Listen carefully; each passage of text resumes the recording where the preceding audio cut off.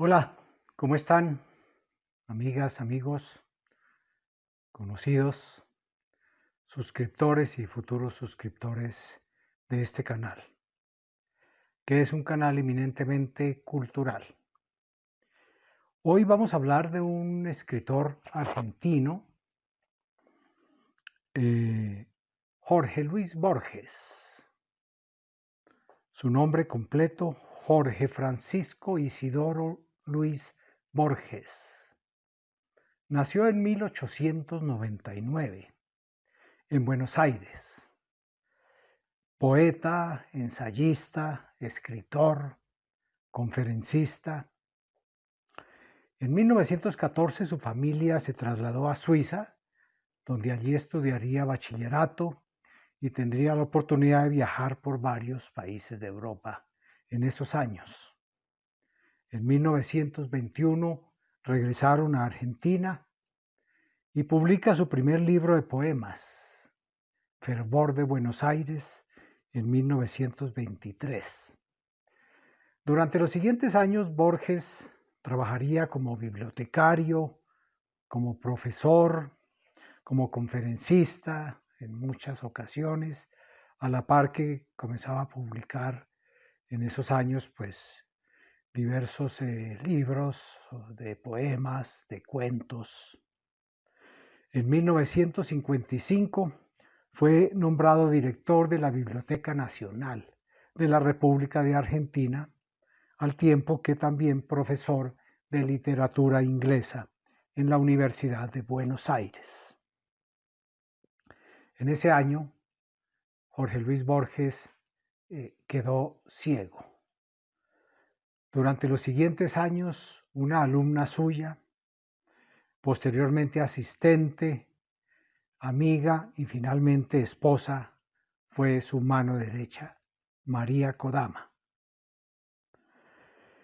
A lo largo de su carrera, Borges recibió numerosos premios, distinciones en diversos países y de diversos gobiernos. Baste mencionar algunos. En 1961, dentro de los premios, el Premio Internacional de Literatura, concedido por el Congreso Internacional de Editores. En 1971, el Premio Jerusalén en Israel.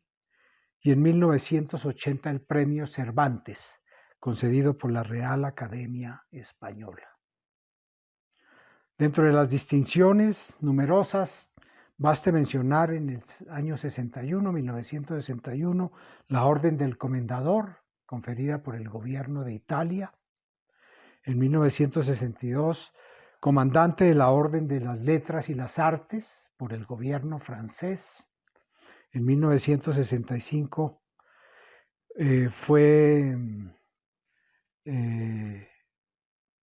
se le dio la orden de Gran Caballero de la Orden del Imperio Británico por el gobierno de Gran Bretaña. Numerosos grados honoris causa le fueron concedidos, entre otros por la Universidad de los Andes, en Colombia, por las universidades de Columbia, Cincinnati y Michigan, en Estados Unidos, por la Universidad de Chile. Dentro de sus libros más conocidos, Ficciones, El Aleph, Historia Universal de la Infamia, recopilaciones de cuentos. Y dentro de sus poemas, sus libros de poemas, Elogio de la Sombra, La Rosa Profunda, Los Conjurados. Hoy me voy a permitir leerles un cuento corto de Jorge Luis Borges, titulado La Intrusa, con un final abrupto que me pareció interesante y para lo cual he querido compartirlo con ustedes. La Intrusa. Dicen, lo cual es improbable, que la historia fue referida por Eduardo, el menor de los Nelson, en el velorio de Cristian el Mayor, que falleció de muerte natural hacia 1890 y tantos en el partido de Morán. Lo cierto es que alguien la oyó de alguien en el decurso de esa larga noche perdida entre mate y mate, y la repitió a Santiago Dabove, por quien la supe. Años después volvieron a contármela en Turdera, donde había acontecido. La segunda versión, algo más prolija, confirmaba en suma la de Santiago con las pequeñas variaciones y divergencias que son del caso. La escribo ahora porque en ella se cifra, si no me engaño, un breve y trágico cristal de la índole de los orilleros antiguos. Lo haré con probidad, pero ya preveo que cederé a la tentación literaria de acentuar o agregar algún pormenor. En Turdera los llamaban los Nielsen. El párroco me dijo que su predecesor recordaba, no sin sorpresa, haber visto en la casa de esa gente una gastada Biblia de tapas negras con caracteres góticos. En las últimas páginas entrevió nombres y fechas manuscritos. Era el único libro que había en la casa. La azarosa crónica de los Nielsen, perdida como todo se perderá. El caserón que ya no existe era de ladrillo sin revocar. Desde el zaguán se divisaban un patio de baldosa colorada y otro de tierra. Pocos por lo demás entraron ahí. Los Nielsen defendían su soledad. En las habitaciones desmanteladas durmieron en catres. Sus lujos eran el caballo, el apero, la daga de hoja corta, el atuendo rumboso de los sábados y el alcohol pendenciero. Sé que eran altos de melena rojiza, Dinamarca o Irlanda. De las que nunca oirían hablar, andaban por la sangre de esos dos criollos. El barrio los temía a los colorados. No es imposible que debieran alguna muerte. Hombro a hombro pelearon una vez a la policía. Se dice que el menor tuvo un altercado con Juan Iberra en el que no llevó la peor parte, lo cual, según los entendidos, es mucho. Fueron troperos, cuarteadores, cuatreros y alguna vez tahúres. Tenían fama de avaros, salvo cuando la bebida y el juego los volvían generosos. De sus deudos nada se sabe ni de dónde vinieron. Eran dueños de una carreta y una yunta de bueyes. Físicamente diferían del compadraje que dio su apodo forajido a la Costa Brava. Esto y lo que ignoramos ayuda a comprender lo unidos que fueron. Malquistarse con uno era contar con dos enemigos. Los Nielsen eran calaveras, pero sus episodios amorosos habían sido hasta entonces de zaguán o de casa mala. No faltaron pues comentarios cuando Cristian llevó a vivir con Juliana Burgos. Es verdad que ganaba así una sirvienta, pero no es menos cierto que la colmó de horrendas baratijas y que la lucía en las fiestas. En las pobres fiestas de conventillo, donde la quebrada y el corte estaban prohibidos y donde se bailaba todavía con mucha luz. Juliana era de tez morena y de ojos rasgados, bastaba que alguien la mirara para que se sonriera. En un barrio modesto, donde el trabajo y el descuido gastan a las mujeres, no era mal parecida. Eduardo los acompañaba al principio. Después emprendió un viaje a Arrecifes por no sé qué negocio. A su vuelta llevó a la casa una muchacha que había levantado por el camino y a los pocos días la echó. Se hizo más hosco, se emborrachaba solo en el almacén y no se daba con nadie. Estaba enamorado de la mujer de Cristian. El barrio, que tal vez lo supo antes que él, previó con alevosa alegría la rivalidad latente de los hermanos. Una noche, al volver tarde de la esquina, Eduardo vio el oscuro de Cristian atado al palenque. En el patio, el mayor estaba esperándolo con sus mejores pilchas. La mujer iba y venía con el mate en la mano. Cristian le dijo a Eduardo: «Yo me voy a una farra en lo de Farias. Ahí la tenés a la Juliana. Si la querés, úsala». El tono era entre mandón y cordial. Eduardo se quedó un tiempo mirándolo, no sabía qué hacer. Cristian se levantó, se despidió de Eduardo, no de Juliana, que era una cosa, montó a caballo y se fue al trote sin apuro. Desde aquella noche la compartieron. Nadie sabrá los pormenores de esa sórdida unión que ultrajaba las decencias del arrabal. El arreglo anduvo bien por unas semanas, pero no podía durar. Entre ellos, los hermanos no pronunciaban el nombre de Juliana, ni siquiera para llamarla, pero buscaban y encontraban razones para no estar de acuerdo. Discutían la venta de unos cueros, pero lo que discutían era otra cosa. Cristian solía alzar la voz y Eduardo callaba. Sin saberlo, estaban celándose.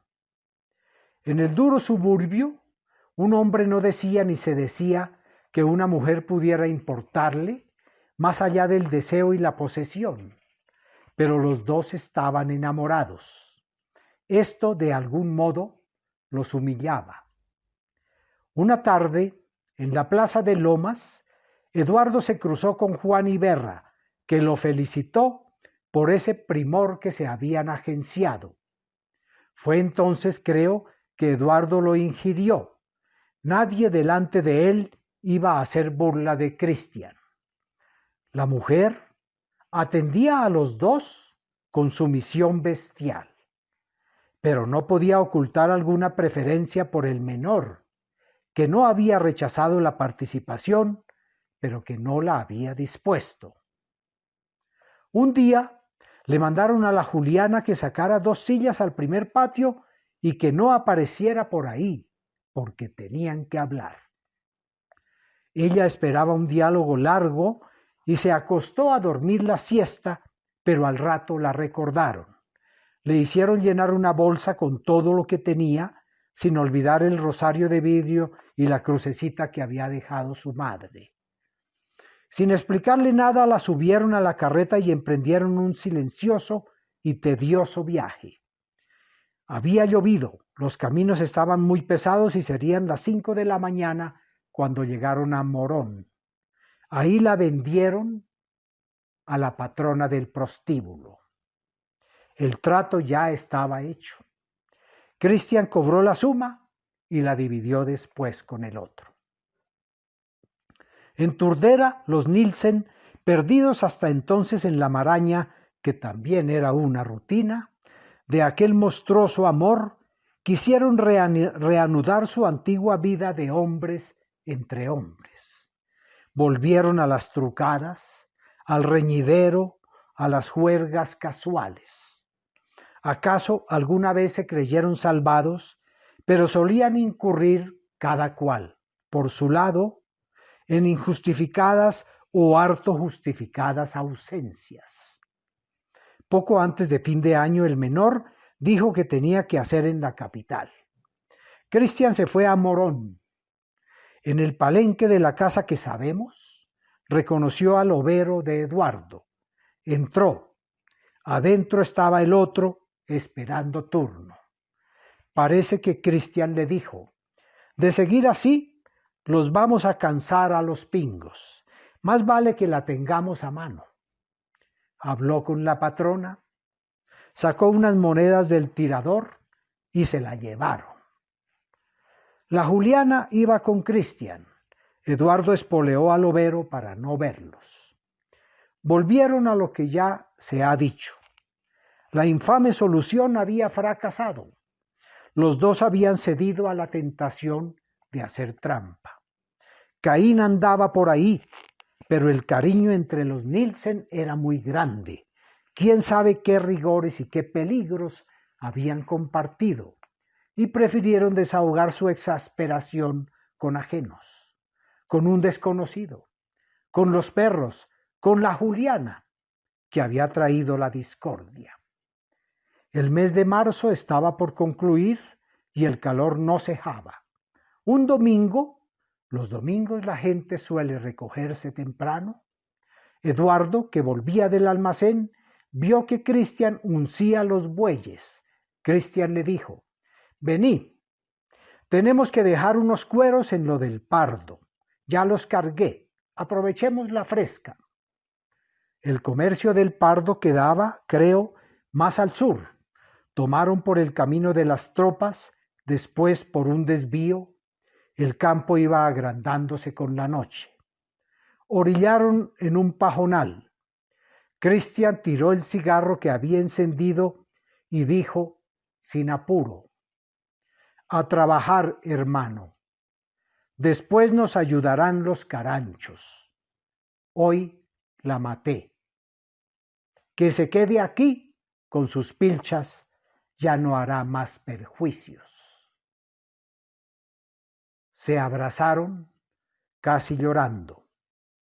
Ahora los ataba otro vínculo. La mujer tristemente sacrificada y la obligación de olvidarla. La intrusa, de Jorge Luis Borges. Espero les haya gustado.